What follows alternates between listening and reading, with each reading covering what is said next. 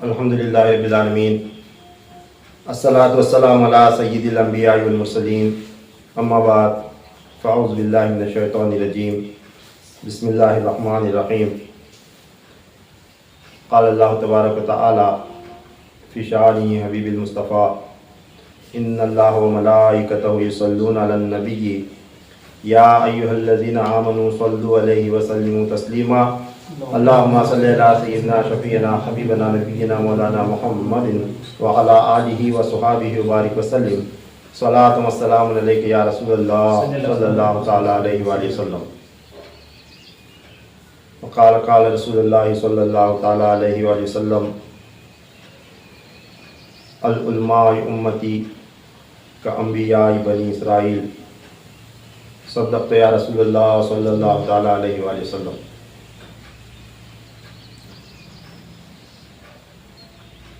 لگاتار تسلسل کے ساتھ ہم جو موضوع سماعت کرتے آ رہے ہیں، آج اسی مضمون کو آگے بڑھائیں گے۔ پچھلے جمعہ آخری نشست میں جہاں میں نے مضمون کو روکا تھا وہیں سے آگے بڑھاتا ہوں۔ جو ہم نے تقریباً 7 نشستیں اس موضوع کی بیان ہو چکی ہیں۔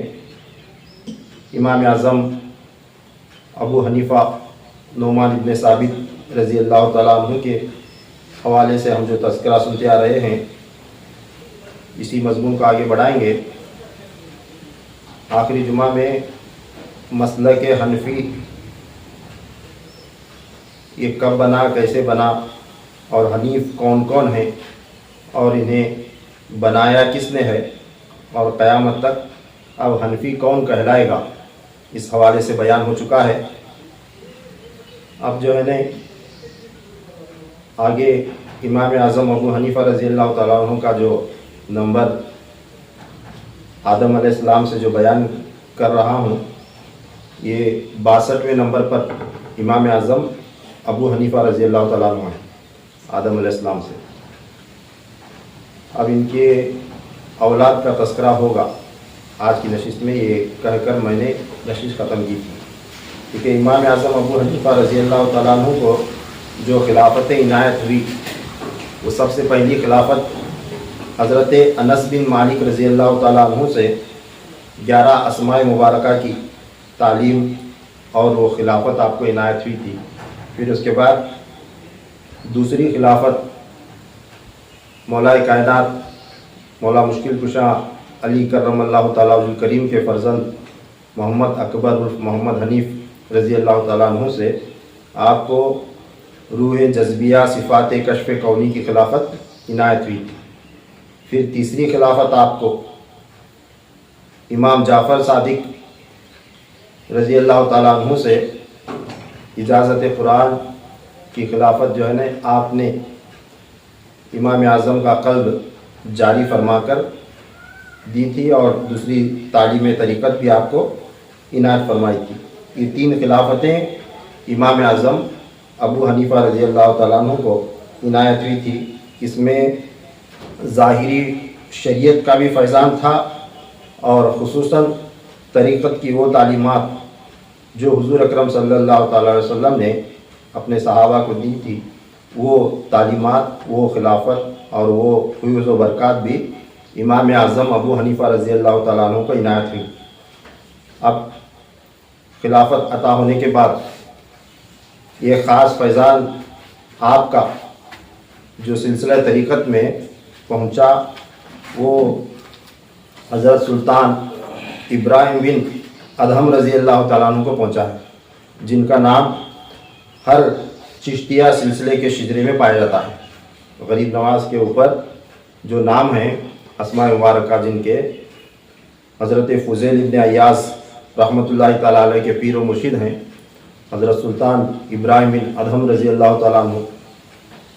آپ جو ہے نا 134 ہجری میں 19 شعبان کو بدھ کے روز نماز فجر سے پہلے امام اعظم ابو حنیفہ رضی اللہ تعالیٰ عنہ سے بیعت توبہ اور اجازت دعائے سریانی حاصل کی تھی۔ आपका ये फैज़ान आज भी सिलसिला चिश्तिया में मौजूद है। अब वो चाहे इमाम आज़म का नाम आए या न आए, मगर ये जान लें कि ये फैज़ान चिश्तिया सिलसिले में इब्राहिम बिन अदहम रज़ी अल्लाह ताला अन्हु को इमाम आज़म अबू हनीफ़ा से हासिल हुआ था। बस एक काफ़ी है। तो आज सिलसिले में वो मौजूद है और दूसरे सलासिल में भी मौजूद है। खैर, मज़मून को आगे बढ़ाते हैं। मैंने पेशन गोई बयान की थी, यानी इमाम जाफ़र सादिक रज़ी अल्लाह ताला अन्हु ने जो अपना मुआयना आलम अरवाह और आलम मिसाल में जो आपने देखा था वो बयान किया था कि 115 हिजरी में किस तरह जुमेरात के रोज़ तहज्जुद के वक्त आलम अरवाह से हुज़ूर सल्लल्लाहु अलैहि वसल्लम ने पेशन गोई दी थी और आलम मिसाल से मौलाए कायनात ने पेशन गोई दी थी। ये तज़किरा पिछली नशिस्त में हो चुका है। अब आइए आगे बढ़ाते हैं। ये तो इमाम आज़म अबू हनीफ़ा रज़ी अल्लाह अन्हु के तवल्लुद होने के बाद उनके निकाह के पहले ये पेशन गोई आई थी, मगर जब उनकी औलादों का तस्करा जब लिखा गया है इमाम आज़म अबू हनीफ़ा का, तो इमाम जाफ़र सादिक अलैहिस्सलाम की रिवायत है। आप लिखते हैं, यहाँ से मज़मून आगे बढ़ रहा है। अब चूँकि इमाम आज़म अबू हनीफ़ा तक आदम अलैहिस्सलाम से इमाम अबू हनीफ़ा तक तस्करा मैं उनके आबा व अजदाद का सुना चुका हूँ, अब उनके औलादों का तस्करा आएगा आज की नशिस्त में खुसूसन। और ये भी वज़ाहत हो जाएगी कि हुज़ूर अकरम सल्लल्लाहु अलैहि वसल्लम का अल्लाह तआला ने कैसा इल्म इनायत फरमाया था, आप गैब का इल्म कितना रखते थे और कैसा रखते थे, ये भी आप पर रोशन हो जाएगा। और दूसरा नुक्ता ये ज़ाहिर हो जाएगा, वाज़ेह हो जाएगा, खुल जाएगा कि हुज़ूर अकरम सल्लल्लाहु अलैहि वसल्लम की उम्मत में अल्लाह तआला ने कैसे कैसे औलिया मादरज़ाद वली पैदा फरमाए, कैसी कैसी नेमतों से सरफराज फरमाया। हुज़ूर अकरम सल्लल्लाहु अलैहि वसल्लम ने जो फरमाया था, अल उलमाए उम्मती का अंबियाए बनी इसराइल, मेरी उम्मत के उलमा बनी इसराइल के अंबिया के मानिंद हैं। वो कौन उलमा है, इसके हवाले से कई मरतबा इसी मस्जिद में बयान भी हो चुका है, वो बयानात यूट्यूब पर मौजूद भी हैं हमारे।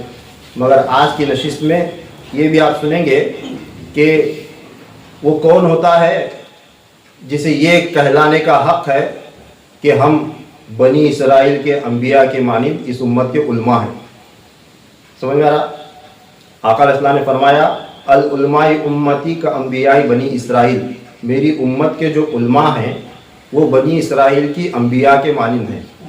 सिर्फ चंद साल मदरस में पढ़ लेने के बाद, एक डिग्री एक सर्टिफिकेट हासिल होने के बाद ये हक़ नहीं पहुंचता किसी को ये कहने का कि हम बनी इसराइल के अंबिया के मानिंद हैं।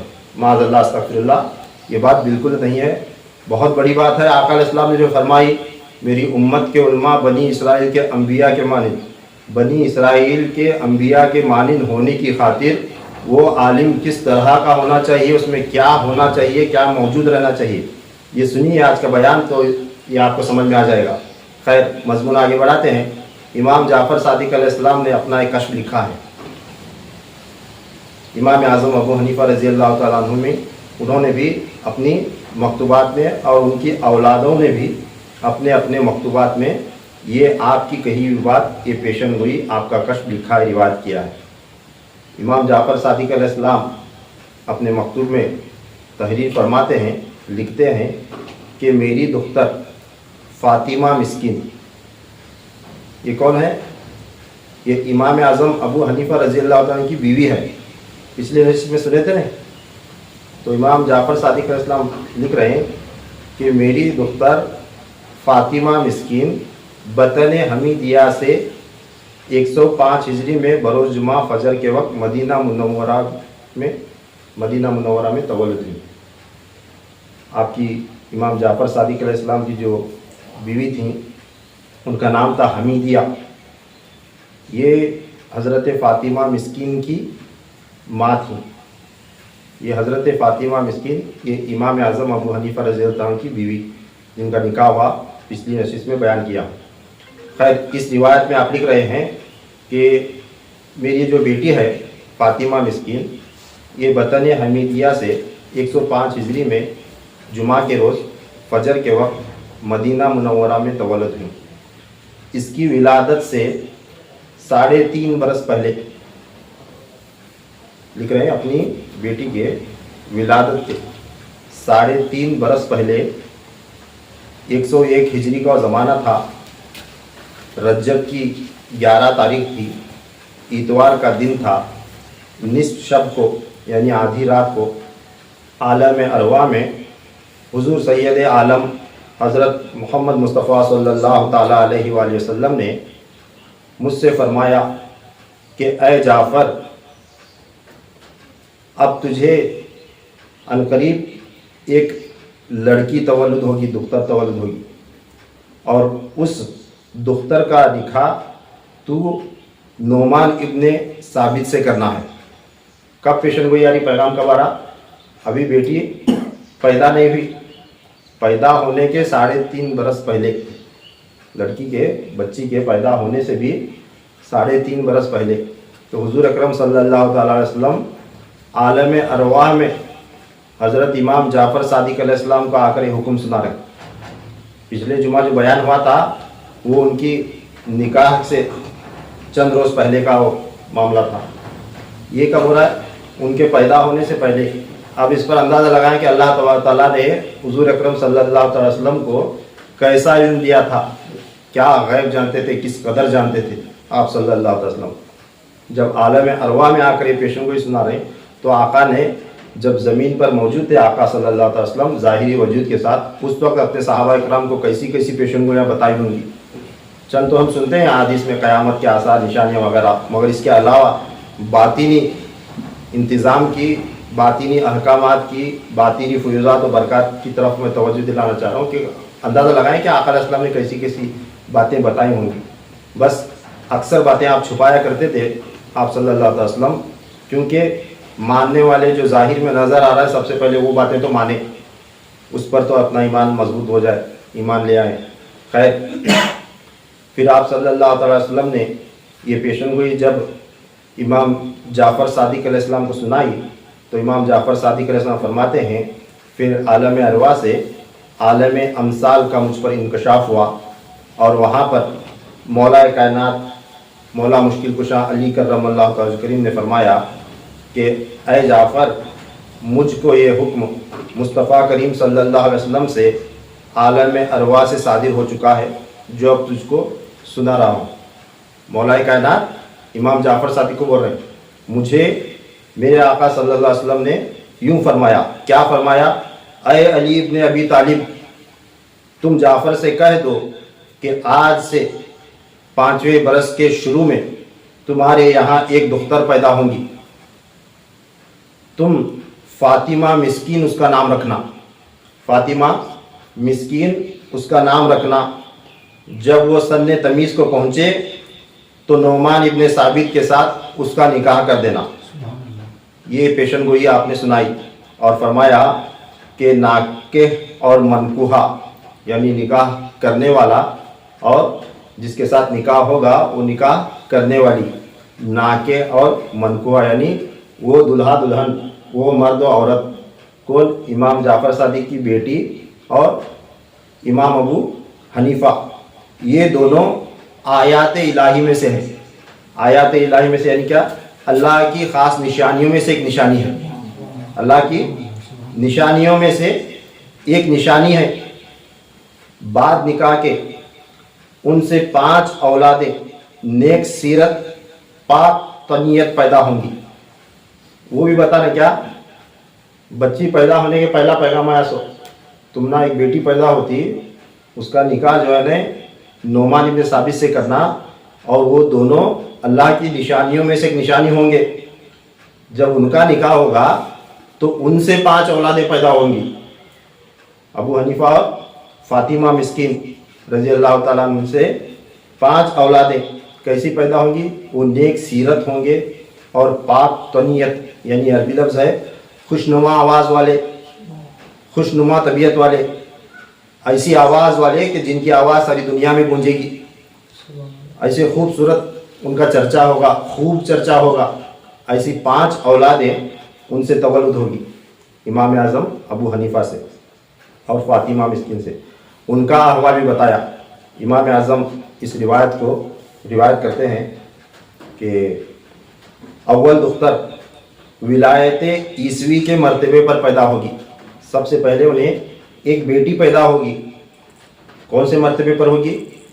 ولایت عیسوی، یعنی ہر ولی پیدا ہونے والا اللہ تعالیٰ جسے بھی ولایت عطا کرتا کسی نہ کسی نبی کے زیر قدم ہوتے ہیں، کسی نہ کسی نبی کے نقش قدم پر ہوتے ہیں، یعنی کسی نہ کسی نبی کا معجزہ انہیں عنایت ہوتا ہے۔ ان اولیاء اللہ کو حضور صلی اللہ علیہ وسلم نے فرمایا کہ یہ اولیاء میری امت کے علماء ہیں، یہ اولیاء میری امت کے علماء ہیں، یہ ایسے علماء ہیں جیسے بنی اسرائیل کے انبیاء تھے۔ سمجھ میں آ رہا؟ یعنی اللہ تبارک تعالیٰ بنی اسرائیل کے انبیاء کرام کو جو مرتبہ دیا تھا، جو معجزہ دیا تھا، جو مقام دیا تھا، اسی طرح کے معجزے یعنی کرامات ان سے ظاہر ہوں گے، یہ کہلائیں گے کہ بنی اسرائیل کے انبیاء کی مانند۔ وہ بیان ہو رہا ہے، کیا فرما رہے؟ پہلے ایک بیٹی پیدا ہوگی، وہ ولایت عیسوی یعنی عیسیٰ علیہ السلام کے ولایت کے مرتبے پر فائز ہوگی، اس مرتبے کے ساتھ پیدا ہوگی۔ اس بچی کی دعا سے ہزارہ کوڑی اور اندھے شفا ہوں گے۔ کوڑی کے مرض جیسا حضرت عیسیٰ علیہ السلام کے پاس جب کوڑی کا پیدائشی کوڑی کا مرض لایا جاتا تھا تو اب دم کرتے، ہاتھ پھیرتے تو شفا ہو جاتا تھا۔ اندھا آتا، آنکھوں پر ہاتھ رکھ دیتے، دعا کرتے تو اس کی بینائی لوٹ آتی۔ مردے لائے جاتے تو اٹھ کہنے کے ساتھ مردہ زندہ ہو جاتا تھا۔ یہ کس کا معجزہ تھا؟ حضرت عیسیٰ علیہ السلام کا۔ کیا فرمایا جا رہا ہے پیشن گوئی کہ ابو حنیفہ کو ایک بیٹی ایسا پیدا ہوگی، اسے ولایت عیسوی کا مرتبہ حاصل ہوگا، اس کی دعا سے ہزارہ کوڑی کے مرض اچھے ہوں گے، اندھوں کی بینائی لوٹ آئے گی اور مردے زندہ ہوں گے۔ یہ معجزہ، یہ کرامت اسے عنایت ہوگی۔ جب وہ 6 مہینے کی ہوگی تو زبان سے اللہ شافی نکلے گا۔ سبحان اللہ! کیا 6 مہینے کا بچہ ہے نا، یہ بات کرنا، بچہ بات کرنے کے لیے کم سے کم 2 سال کے آس پاس قریب لگتا ہے یا زیادہ بھی لگتا ہے، مگر یہ 6 مہینے کی عمر میں زبان کھولنا اور بات کرنا، یہ معجزہ بھی حضرت عیسیٰ علیہ السلام کے معجزے کے ساتھ جڑتا ہے۔ حضرت عیسیٰ علیہ السلام ماں کے گود میں پیدا ہوتے ہی بات کیے تھے، ہے نا، پیدا ہوتے ہی بات کیے تھے، تو یہ معجزے کا فیض بھی آپ کو عنایت ہوگا، یعنی کل حضرت عیسیٰ علیہ السلام کی ولایت پر یہ فائز ہوگی بچی۔ پھر فرمایا جب 2 برس کی ہوگی تو خود بخود یا محمد احمد احد کا شکل کیا کرے گی۔ وہ ذکر جو ہے نا کیا کرے گی، اسے سکھانے کی ضرورت نہیں، بولنے کی ضرورت نہیں، تعلیم دینے کی ضرورت نہیں۔ جب وہ 2 برس کی ہوگی تو اس کے زبان سے خود بخود یا محمد احمد احد کا ذکر شروع ہو جائے گا۔ اس کے بعد تمام عمر کوئی کلمہ اس کی زبان سے نہیں نکلے گا۔ اس کے بعد تمام عمر کوئی کلمہ اس کی زبان سے نہیں نکلے گا، اور بے شمار کرامتیں اس سے ظاہر ہوں گی، اور 13 برس کی عمر میں وہ فوت ہو جائے گی۔ 13 برس کی عمر میں فوت ہو جائے گی۔ یہ کون پیشن گوئی سنا رہے؟ حضور صلی اللہ تعالیٰ علیہ وسلم مولا کائنات کو بتائے، مولا کائنات امام جعفر صادق علیہ السلام کو سنائے، خواب کے اندر، عالم مثال کے اندر، بشارت کے اندر، جو بھی الفاظ آپ سمجھ سکتے ہیں سمجھ لو۔ تو یہ بتایا گیا کہ کیسی بچی ہوگی، کب بات کرے گی، کتنی زندگی پائے گی۔ یہ قربان جائیں ہمارے آقا صلی اللہ تعالیٰ علیہ وسلم کے علم پر کہ اللہ تبارک تعالیٰ نے کیسا غیب کا علم آپ صلی اللہ علیہ وسلم کو عنایت فرمایا تھا۔ ابھی وہ بچے کی ماں دنیا میں نہیں آئی، تب آپ صلی اللہ علیہ وسلم بتا رہے ہیں کہ یہ بچی پیدا ہوگی، پھر اس کا نکاح کس سے ہوگا، پھر اس سے کیسی اولاد پیدا ہوگی، یہ بتایا جا رہا ہے۔ ٹھیک ہے، تو یہ ایک بیٹی کا تذکرہ ہوا۔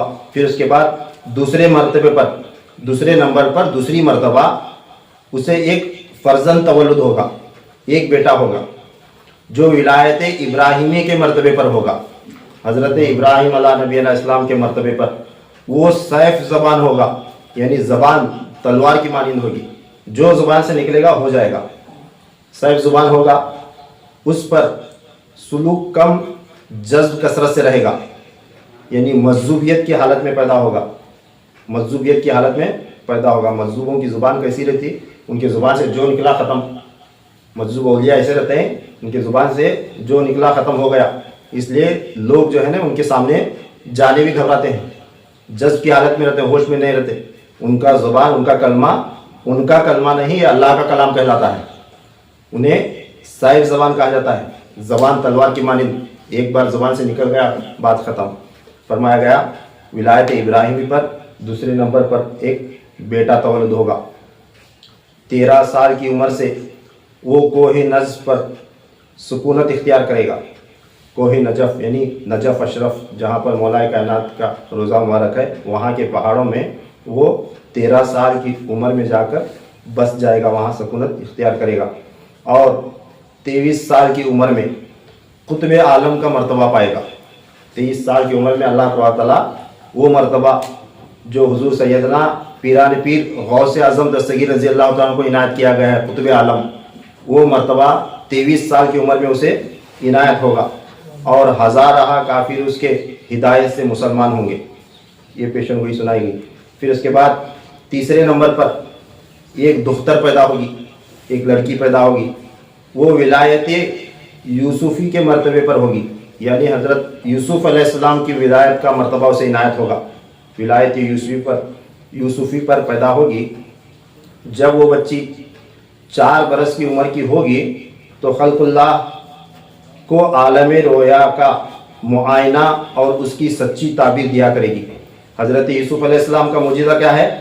اللہ تعالیٰ نے خواب کی تعبیر کا علم آپ کو نوازا تھا، آپ کا معجزہ تھا، آپ خواب کی تعبیر بتایا کرتے تھے، ہے نا؟ مصر کے بادشاہ کو خواب کی تعبیر بتائی، پھر سارا واقعہ قرآن پاک میں موجود ہے۔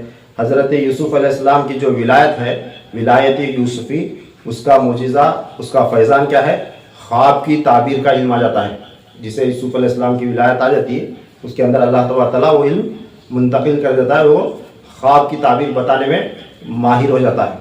فرمایا 4 برس کی عمر سے ہی وہ بچی 4 سال کی عمر سے ہی حضرت یوسف علیہ السلام کی طرح تمام خلق اللہ کو عالم رویا کا معائنہ اور اس کی سچی تعبیر بتا دیا کرے گی، اور ایک عالم میں اس کی شہرت ہوگی، اور وہ 9 برس کی عمر میں انتقال کر جائے گی۔ 9 برس زندہ رہے گی، پھر انتقال کر جائے گی۔ یہ پیشن گوئی سنائی گئی۔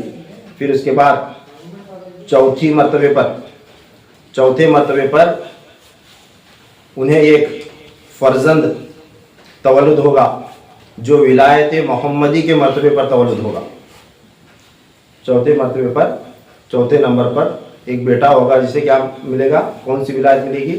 ولایت محمدی صلی اللہ علیہ وسلم عنایت ہوگی۔ اس کا نام احمد رکھنا، نام بھی بتا رہے ہیں، اس کا نام احمد رکھنا، اور اے جعفر تو اسے، یعنی اپنے اس نواسے کو اپنے شاگردوں میں شامل کرنا اور اس کی پرورش کرنا۔ سبحان اللہ۔ دیکھیں امام اعظم ابو حنیفہ بھی امام جعفر صادق علیہ السلام سے فیض پائے، اور ان کے بیٹے کے واسطے بھی جو ہے نا یہ پیشن گوئی سنائی گئی، حکم۔ اور فرمایا آگے، اور قلب صنوبری سے اس کے باطن پر توجہ کرنا۔ قلب صنوبری سے امام اعظم ابو حنیفہ رضی اللہ تعالیٰ عنہ کو بھی امام جعفر صادق علیہ السلام نے خلافت عنایت کر کے اپنا انگشت مبارک ان کے سینے پر رکھ کر کیا کرے تھے؟ قلب صنوبری جاری کرائے تھے۔ قلب صنوبری کا فیضان عنایت کیے تھے۔ اب قلب صنوبری کیا ہے؟ یہ جو ہے نا قلب کے مدارج ہیں، قلب جاری ہوتا ہے، ذکر کرنے لگتا ہے، اس کے مدارج ہیں، قلب صنوبری ہے، قلب نیلوفری ہے، قلب مدور ہے۔ اس کے الگ الگ جو ہے نا تعبیرات ہیں، الگ الگ فیوزات ہیں، الگ الگ اذکار ہیں۔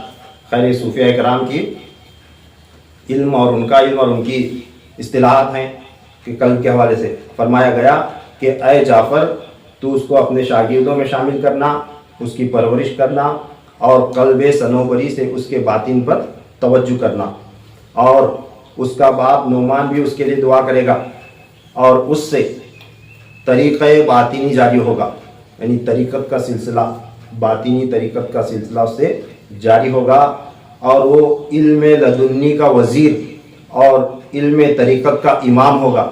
یہ امام اعظم ابو حنیفہ رضی اللہ تعالیٰ عنہ کے بیٹے ہیں احمد، جو خاص علم لدنی اور طریقت کے جو خاص علوم ہیں جنہیں اکثر چھپانے کا حکم ہے، وہ علوم آپ کے بیٹے کے ذریعے آگے بڑھا ہے، اور علم طریقت اس سے بہت فروغ پائے گا، علم طریقت اس سے فروغ پائے گا۔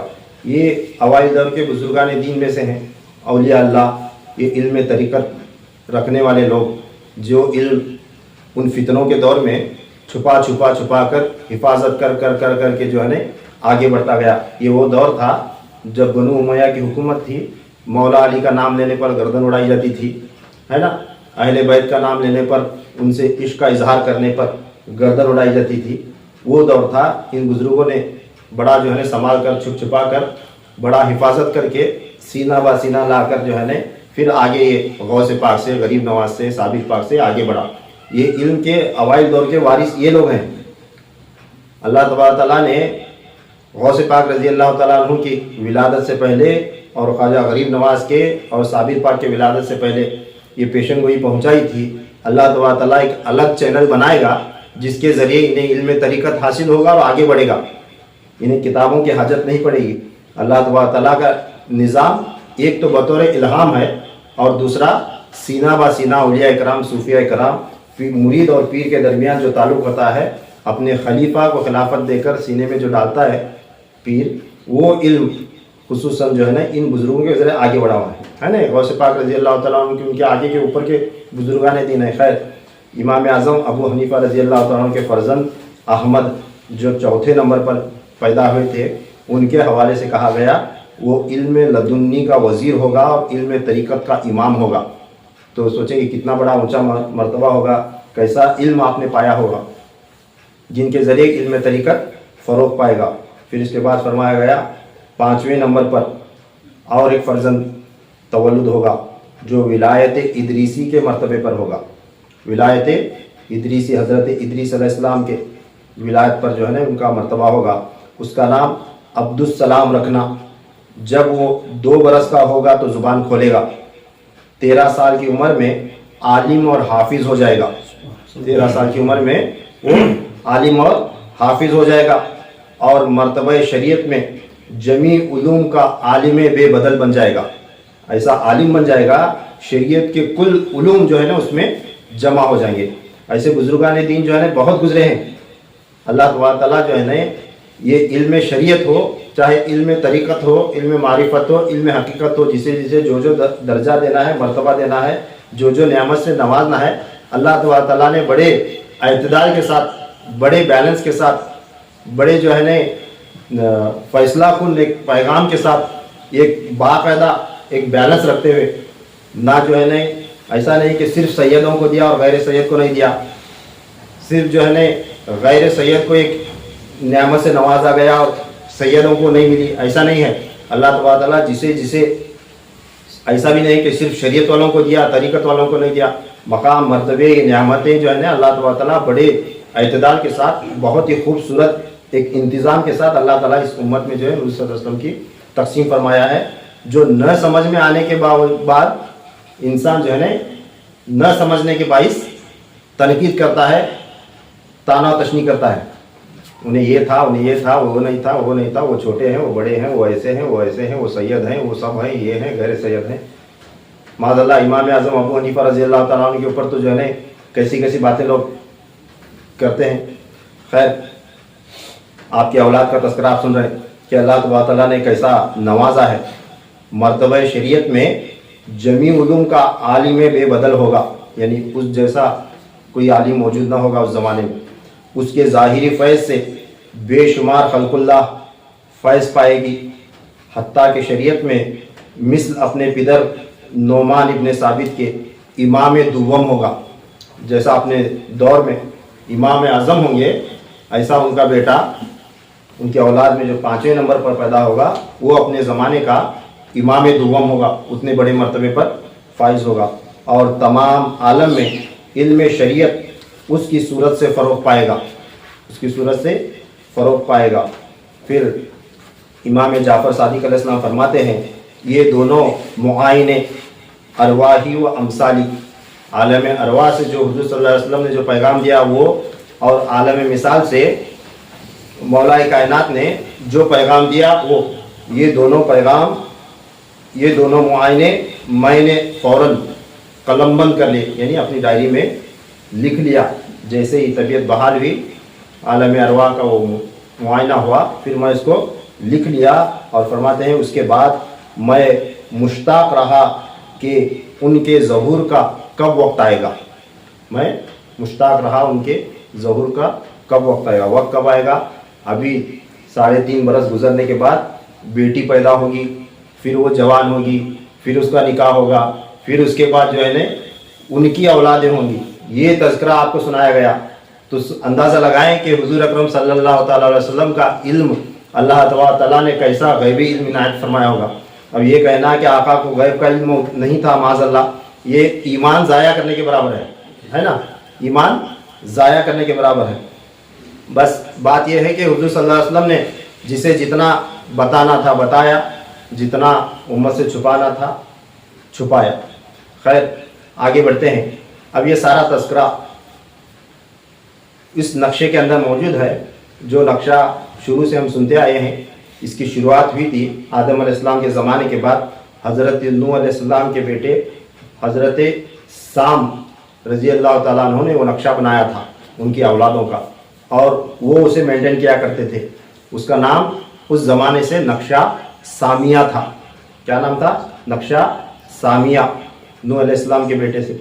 फिर जो है ने वो चलते चलते चलते कहाँ तक पहुँचा था? इमाम आज़म अबू हनीफ़ा रज़ियल्लाहु अन्हु के जो जद्द अमजद थे, जो हुज़ूर सल्लल्लाहु अलैहि वसल्लम के ख़ानदान से मोहब्बत करते थे, उनका नाम था नौशीरवान आदिल बादशाह। नौशीरवान आदिल बादशाह उन तक पहुँचा था। फिर उन्होंने उस नक्शे को मेंटेन किया था, वहाँ से उस नक्शे का नाम हुआ था नक्शा नौशीरवानी। नक्शा नौशीरवानी उसका नाम हुआ था। फिर वही नक्शा उनकी औलाद से चलते चलते चलते उन्हीं के औलाद में इमाम आज़म अबू हनीफ़ा रज़ियल्लाहु अन्हु तक पहुँचा। फिर उन्होंने उसे मेंटेन किया आगे, अपने बुज़ुर्गों की, आबा व अजदाद की, और अपने ज़माने का जो भी हाल अहवाल जो है ना इसमें लिखा करते थे। फिर अब जो है ना वो नक्शा उन्हीं के नाम से, नक्शा हनफिया के नाम से मौजूद है। क्या नाम से मौजूद है? नक्शा हनफिया के नाम से मौजूद है। अब क़यामत तक उसका नाम नक्शा हनफिया ही रहेगा। अब आइए, इमाम आज़म अबू हनीफ़ा रज़ियल्लाहु ताला अन्हु फरमाते हैं, जब ये नक्शा नौशीरवानी मुझ तक पहुँचा तो मैंने इसकी हिफाजत की, हमारे आबा व अजदाद की, अपनी और अपने ख़ानदान वालों की और अपनी औलाद की। इसमें विलादत की तारीख़ और उनकी वफ़ात की तारीख़ और उनकी ज़िंदगी के दीगर अहवाल जो भी मेरे पास मुयस्सर थे, इसमें जो है ना मैंने दर्ज किए।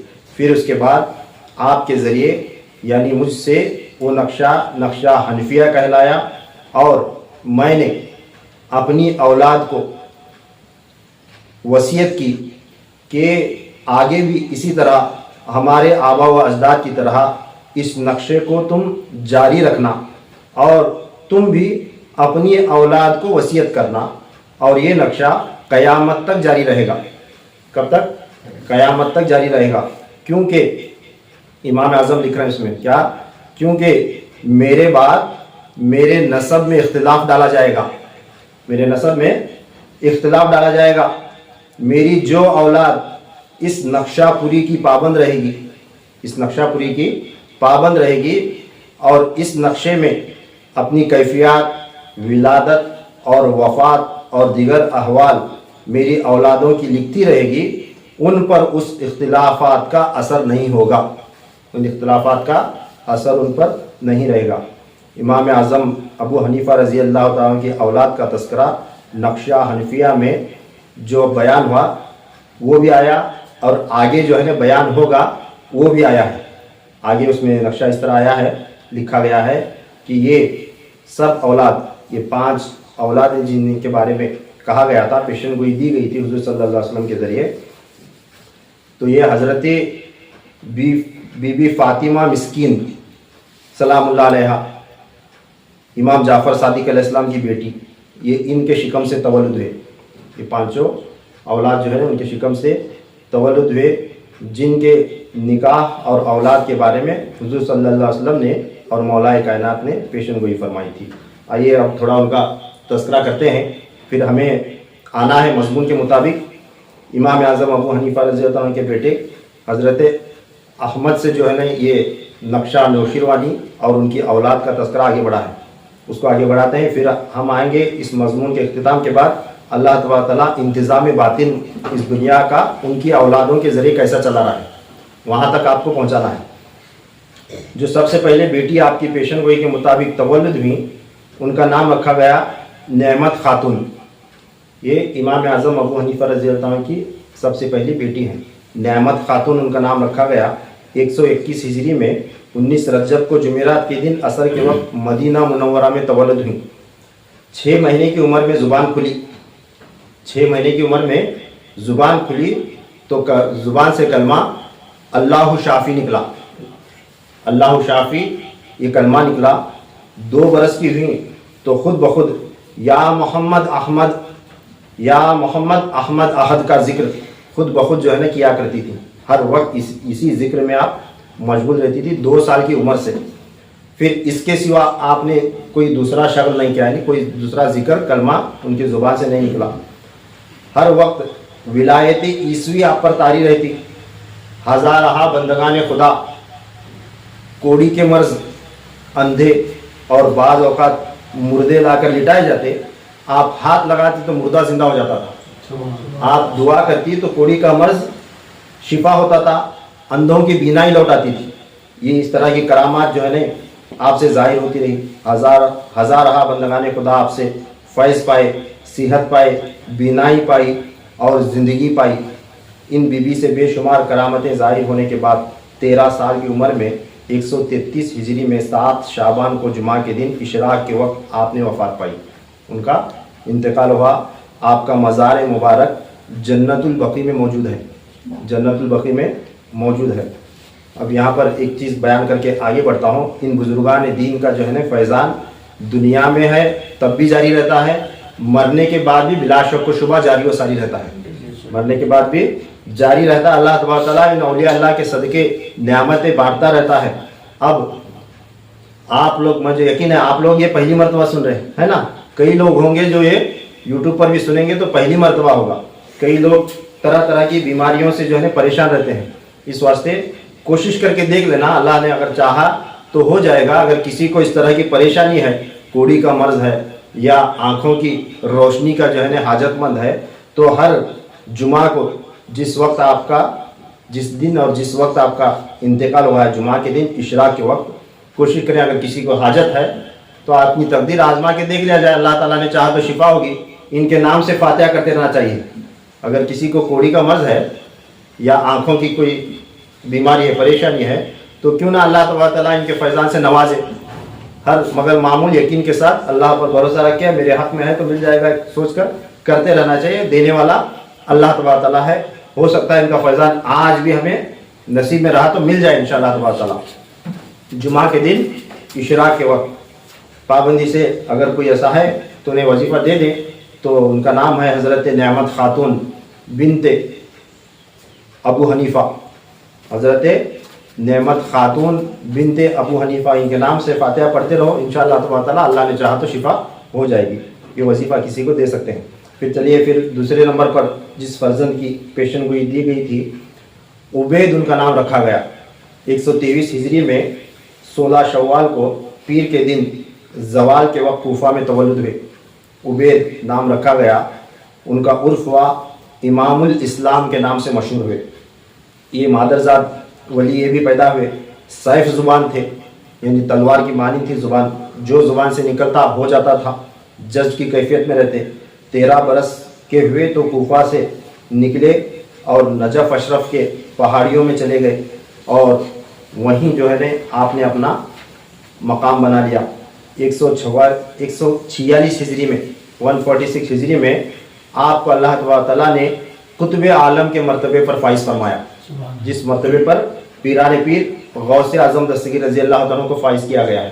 قطب عالم کے مرتبے پر آپ فائز ہوئے۔ ہزاروں کافروں نے ان سے ہدایت پائی اور اسلام قبول کیا۔ इन पर विलायत इब्राहिमी का ज़हूर रहता। फिर 149 हिजरी में जुमेरात के दिन 17 जिलहिज्जा को ज़हर के वक्त आपका इंतकाल हुआ। बगदाद शरीफ में आप दफनाए गए।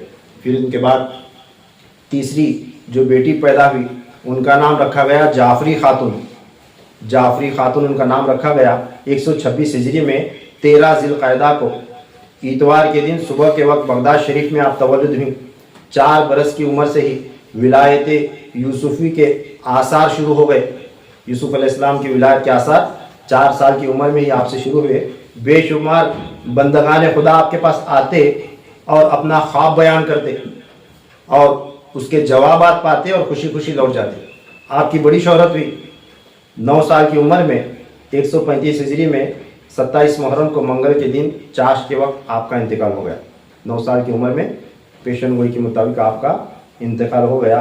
आपका मज़ार अनवर भी बगदाद शरीफ में मौजूद है। फिर उसके बाद चौथे नंबर के जो फर्जंद हैं जिनका नाम हज़रत इमाम अहमद है उर्फ इमाम अता के नाम से आप मशहूर हुए हैं। किताबों में इमाम अता, इमाम अबू हनीफा रज़ियल्लाहु अन्हु के औलादों का जब नाम लिखा जाता है तो इनका नाम इमाम अता करके लिखा गया है, मगर उनका असल नाम था अहमद। अहमद उनका नाम था, जो नाम भी मौलाए कायनात ने इमाम जाफ़र सादिक अलैहिस्सलाम को बताया था। लिखा गया है, इमाम आज़म लिखते हैं, गोया आप इमाम आज़म की तरह बहुत इल्म रखने वाले थे, बड़े शऊर वाले थे, और गोया आप इमाम आज़म अबू हनीफ़ा की औलाद अकबर हैं। औलाद अकबर है यानी आपका सिलसिला यहाँ से आगे बढ़ा है। आपका सिलसिला हसब व नसब का सिलसिला भी यहाँ से आगे बढ़ा है। ये ज़िंदा रहे, इनकी भी औलादें हुई और इनके ज़रिए जो है ना वो नक्शा नौशीरवानी, नक्शा हनफिया और आपका नसबनामा आगे इनके ज़रिए बढ़ा है। खैर, आपकी परवरिश इमाम जाफ़र सादिक अलैहिस्सलाम ने की है और इनका बकिया तस्करा अब जब मैं मज़मून को आगे बढ़ाऊँगा 63वें नंबर पर आदम अलैहिस्सलाम से इनका नंबर आता है। आगे फिर इनका अहवाल जो है बयान करूँगा। और एक फर्जंद जो थे आपके, जो 5वें नंबर पर तवल्लुद हुए थे, उनका नाम था हज़रत हम्माद। उनका नाम हज़रत हम्माद रखा गया। उनका उर्फ अब्दुस्सलाम के नाम से मशहूर हुए। 137 हिजरी में 27 जमादिल आखिर को जुमा के दिन नमाज जुमा से पहले विलायत इदरीसी पर आप मदीना मुनव्वरा में तवल्लुद हुए। मदीना मुनव्वरा में तवल्लुद हुए। विलायत इदरीसी आप पर गालिब रहती। 2 बरस के हुए तो ज़ुबान खोली। बड़े अक़ील व फ़हीम थे। ज़हन इमाम आज़म अबू हनीफ़ा रज़ियल्लाहु अन्हु के मिस्ल था। 13 बरस की उम्र में तमाम उलूम से फारिग हुए। ज़हद व वरा में आप अपनी बेनज़ीर थे। आप अपनी नज़ीर आप थे। फिर इल्म ज़ाहिर में खल्क़ुल्लाह ने आपसे कसीर फ़ैज़ उठाया। आपकी शोहरत अपने वालिद की तरह सारे आलम में फैल गई। फिर 157 हिजरी में 3 मुहर्रम को जुमा के दिन इशा के वक्त आपका निकाह हुआ। आपका निकाह हुआ। किससे निकाह हुआ? हज़रत इमाम मूसा काज़िम अलैहिस्सलाम की बेटी के साथ आपका निकाह हुआ। किसके साथ? इमाम मूसा काज़िम अलैहिस्सलाम की, यानी इमाम आज़म अबू हनीफ़ा रज़ियल्लाहु तआला की माँ सैयद, दादी सैयद, बीवी भी सैयद और बहू भी सैयद। अहले बैत के ख़ानदान से इतना आपका जो है ना ताल्लुक़, और औलादें ऐसा क्यों नहीं पैदा होंगी? सैयद घराने का खून था, है ना। तो आज भी इनका ख़ानदान, इनकी औलादें मौजूद हैं, जिन्हें देखने के बाद जो है ना वो झलक नज़र आती है ना। हमें मिले थे ना केरला में एक शख्सियत को, गंगोहा के जो साहिब हैं, जिनसे मेरी मुलाकात हुई। इमाम आज़म अबू हनीफ़ा रज़ियल्लाहु तआला का एक ख़ानदान मौजूद हैं। उन्हें देखने के बाद ऐसा होता है जी कि उनके चेहरे से निगाह हटे ही ना। चेहरा देखे तो देखते रह जाओ। जब भी मैं उनको देखता हूँ ना तो मैं महसूस किया हुआ बात बता रहा हूँ। ऐसा लगता है कि नौशीरवान आदिल बादशाह की वो जलालत और शहीनशाहियत नज़र आती है उनकी तबीयत में।